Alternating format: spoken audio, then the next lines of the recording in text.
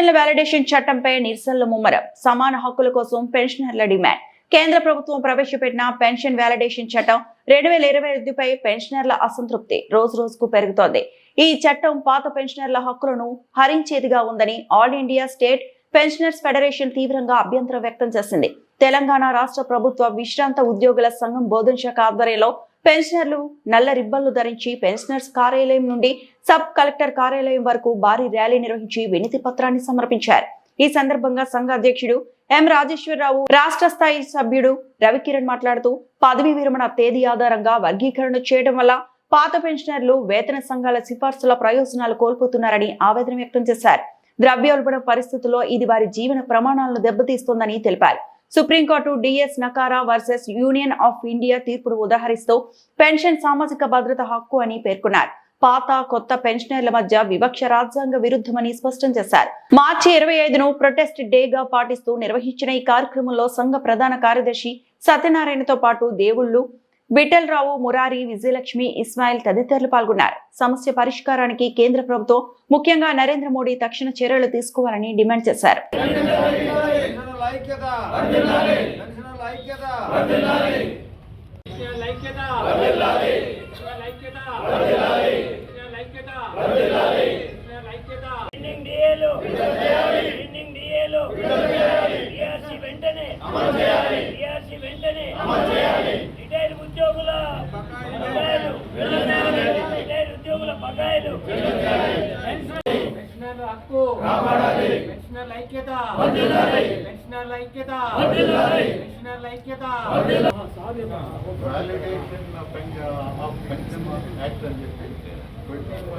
March 2025 నాడు పెట్టారు. దాంతో ఏంటంటే మనకు జరిగేటటువంటి నష్టము, రిటైర్ అయినప్పుడు ఉద్యోగికి ఎంత వస్తే అంతనే పెన్షన్ ఉంటుంది లైఫ్ లాంగ్.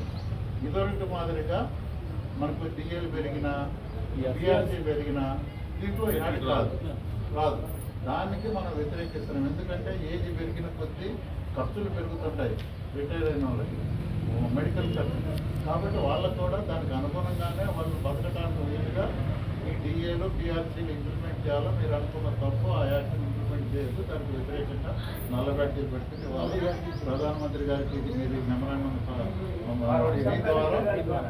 పంపించడానికి అని చెప్పి కలెక్టర్ పంపిస్తారు. కలెక్టర్ నుంచి అటు స్టేట్ గవర్నమెంట్ పోతే అటు స్టెప్ బై స్టెప్ వెళ్ళిపోయేటట్లుగా మీ ప్రాసెస్ దాన్ని మొత్తానికి సెంట్రల్ గవర్నమెంట్కి చేరేటట్లుగా సహకరించమని కోరుకున్నాం. ఎందుకంటే మీరు కూడా రేపు పొద్దున రిటైర్మెంట్ ఈరోజు చాలా రోజుల తర్వాత మన దురదృష్టం మనం రోడ్డు మీద రావడం అనేది. ఈ 61 సంవత్సరాల తర్వాతనే పెన్షన్ వస్తుంది అందరికీ. కానీ మనము అందరు ముసలోళ్ళము రోడ్డు మీద రావడము, మన పెన్షన్ హక్కులు కాపాడడానికి రావడం అనేది చాలా శోచనీయం అన్నట్టు. ఎందుకంటే ఈ పెన్షన్లో విభజించిండ్రు. ఇంతకుముందు సార్ చెప్పినట్టు 26 కన్నా ముందు అయినా రిటైర్ వాళ్ళకి ఒక పెన్షను, 26 తర్వాత ఒక పెన్షను అనేది అప్పుడు యాక్ట్ తయారు చేసిండ్రు లాస్ట్ ఇయర్. అది అమలు అవుతుందా లేదా అనేది ఇంకా లేదు. కానీ ఒకవేళ అమలు అయితే మాత్రం అందరి మీద చాలా కష్టమవుతుంది పెన్షనర్లకు. అయితే మనం ఈ వయసులో 2 ముద్దలు అన్నం తిని 2 గోళీలు వేసుకొని పండుకునే వయసు ఇది హాయిగా, ఇంకా ఏం లేదు. కానీ ఒక చురుకు తలిగిచ్చిండ్రు లాస్ట్ ఇయర్. అయ్యా నీకు ఇట్లా అవుతుంది అనగానే అప్పుడే చాలామంది భయపడి అయ్యో మా పెన్షన్లు ఏమైతే ఎట్లా చేద్దామనే వీళ్ళు ఉంటారు. అయితే మన భారతీయ సంస్కృతి ఏంది, ముసలోళ్ళ దగ్గర ఆశీర్వాదం తీసుకోవాలా ఉండాలనేది. ఈ ముసలోళ్ళకే సతాయిస్తే ఇక ఇంకేముంటుంది అన్నట్టు. ఇక్కడి నుంచి మేము మోదీ గారికి కోరేది ఒకటే, ఇప్పుడు వినతి పత్రం కూడా దానికోసం ఇచ్చినాం. మీరు లాస్ట్ ఇయర్ ఏదైతే యాక్ట్ చేసిండ్రో అది ఇప్పుడు అబెన్స్లోనే ఉంది, అట్లనే ఉంచండి అని ఇక్కడి నుంచి కోరడం జరిగింది. ఈ కార్యక్రమానికి వచ్చిన అందరికీ ఒక పెన్షన్ ఎవరైతే తీసుకుంటున్నారో ప్రభుత్వ ఉద్యోగస్తులు, ప్రభుత్వం ఏదో ఒక రకంగా అటు కేంద్ర ప్రభుత్వం కానీ రాష్ట్ర ప్రభుత్వం కానీ ఈ పెన్షన్ వాళ్ళను వదిలించుకోవాలని ఆలోచన చేస్తున్నది. వీళ్ళకి మనం పెన్షన్లు ఇచ్చేది ఏంటి అనేది. ఇంతకుముందే 2004లో కేంద్ర ప్రభుత్వం ఏదైతే అక్కడ ఉన్నటువంటి అన్ని ప్రతిపక్ష పార్టీలు కలిసి కాంట్రిబ్యూటరీ పెన్షన్ విధానాన్ని తీసుకొచ్చాయి. అంటే మన పెన్షన్ని మనమే ఇచ్చుకోవాలా, మన డబ్బులే తీసుకుని మనకు పెన్షన్గా ఇచ్చేటటువంటి కార్యక్రమాన్ని మొదలుపెట్టిండ్రు. ఇవాళ మళ్ళీ రెండవది ఏదైతే పాత పెన్షన్ తీసుకుంటున్నారో వాళ్ళందరికీ దెబ్బ తగిలేటట్లుగా వాళ్ళందరినీ నష్టపరిచే విధంగా వ్యాలిడేషన్ ఆఫ్ పెన్షన్ యాక్ట్ గత సంవత్సరం ఇదే రోజు నాడు 25 మార్చి 2005 నాడు పార్లమెంట్లో బిల్లు పెట్టారు.